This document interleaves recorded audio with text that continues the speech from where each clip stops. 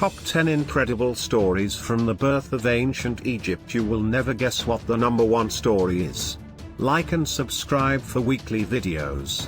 In the comments below, list one topic you think should be in a top 10 video and comment if you subscribe to this channel. For what reason did the Egyptians transform their dead into mummies and bury their pharaohs in huge burial places? How did acclaimed film figures like the Scorpion King and Imhotep cut their names ever? Realities of the most punctual long stretches of Egypt are discovered distinctly on deficient shards and in endured burial places. However, what we do know reveals to us a mind-boggling story. 10. The birth of the Sahara Desert. 8,000 years back, the Sahara was ripe and green. Ranchers delivered grains and millets in harmony until, much to their dismay, gravitational impacts from the close planetary system changed the Earth's tilt by 1 degree, making a surge of daylight for all time hit the Sahara. Instantly, it transformed into a searing desert, extending, leaving dead yields afterward, pursuing the ranchers to the oases where they became abandoned like wrecked survivors. Many looked for shelter in the Nile, a versatile waterway that the Sahara couldn't endless supply of its ordinary flooding. For the overcomers of the Sahara, the Nile was no heaven. High floods crushed their settlements. In any case, soon the Egyptians had the option to anticipate the flooding by watching the star Sirius's way during that time sky. At the point when the rising waters subsided, the land abandoned was ripe gratitude to silt in the water. Sorting out their lives around the flooding of the Nile, the old Egyptians partitioned their year into 3 seasons: the immersion, the development, and the collect.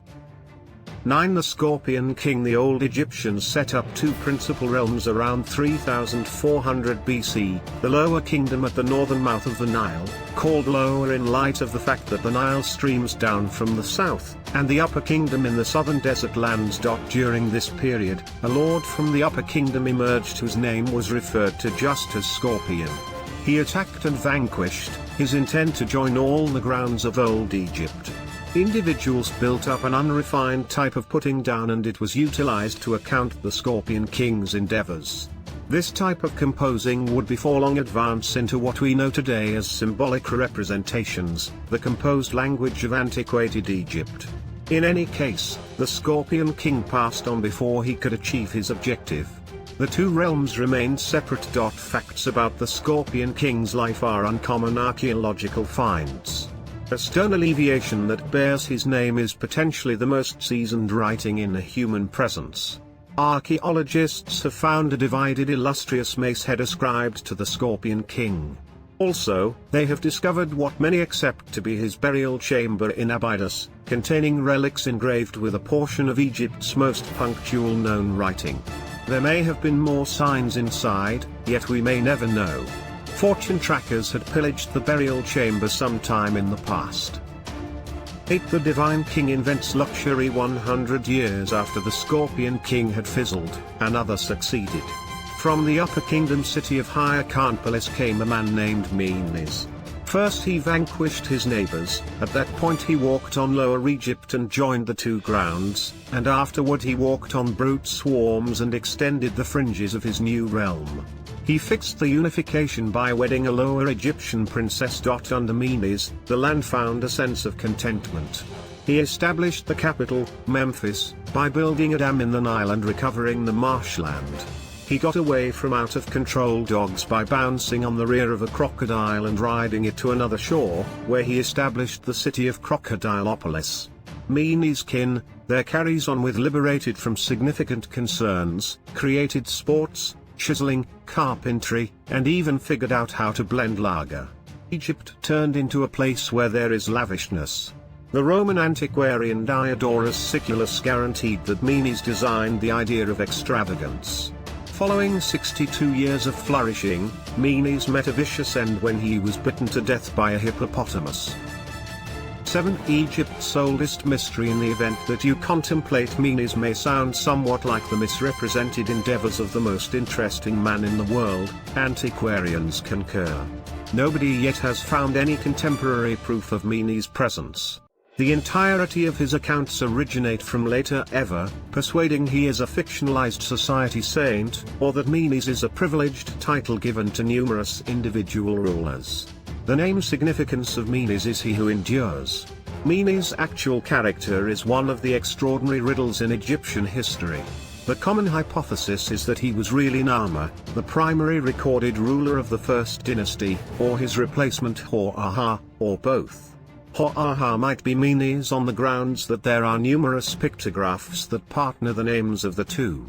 Nonetheless, archaeologists have found the tablet of Narmer, a stone alleviation with numerous dubious implications to Narmer's conceivable way of life as Menes.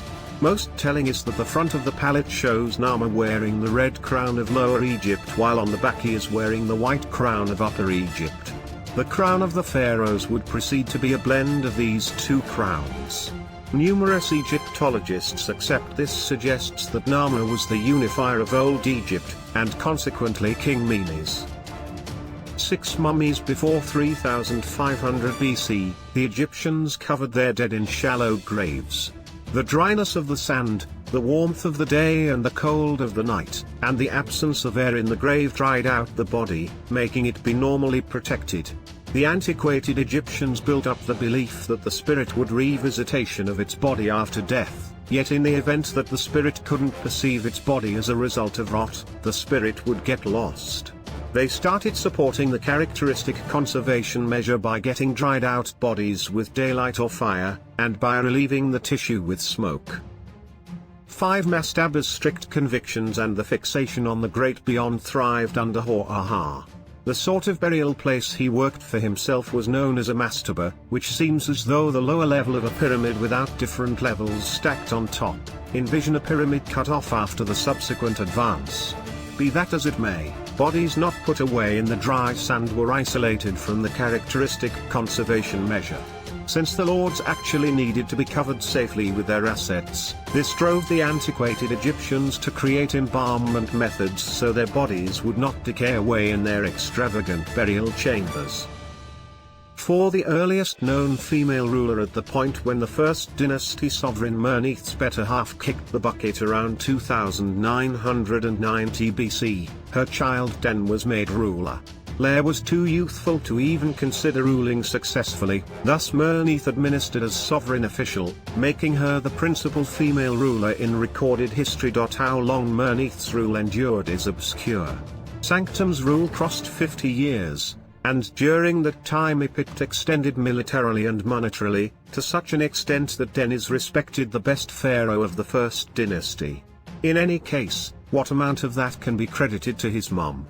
It is difficult to know for certain, however what we can be sure of is that Merneth's burial chamber was as rich as any lord, which was not average of a sovereign mother.